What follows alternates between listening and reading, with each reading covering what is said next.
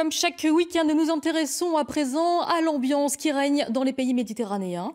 Aujourd'hui, notre journaliste Yannick Aroussi s'est intéressé à la Turquie et au centre historique d'Istanbul après le déconfinement. Fermés depuis le 23 mars, les 3000 boutiques, cafés et restaurants du Grand Bazar d'Istanbul ont rouvert lundi dernier. Port du masque obligatoire et nombre limité de personnes. Pour autant, la foule ne se presse pas, comme nous l'explique Nural Inciler, directeur d'un hôtel dans le centre historique d'Istanbul. Presque tout est ouvert à Istanbul. La chose bien, tout le monde respecte aux distances sociales.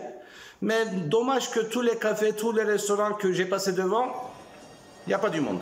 C'est super beau Istanbul, sans touristes, sans trop de gens, mais c'est triste quand même. Malheureusement, on n'a pas ouvert l'hôtel parce qu'il n'y a pas de vols internationaux qui ont démarré. On a préparé tous les produits hygiéniques au niveau des masques, des gels. On a fait les désinfections nécessaires dans toutes les chambres et dans tous les coins nécessaires de l'hôtel. On est prêt. On entend les gens qui vont venir visiter Istanbul et notre hôtel. Les stations balnéaires comme ici, Antalya, se mettent aussi en ordre de marche. Les vols internationaux devraient reprendre entre le 10 et le 15 juin.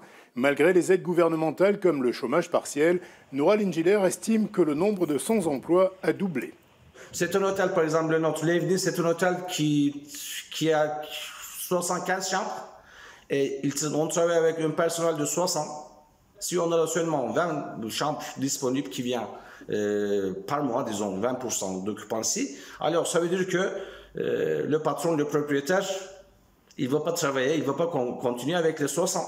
Il va continuer avec le 20, avec le 25. La vie reprend tout doucement. Les mosquées ont également rouvert. Ce vendredi, le président Erdogan a décidé d'annuler une mesure de couvre-feu pour les 15 plus grandes villes de Turquie, prise la veille par son ministre de l'Intérieur.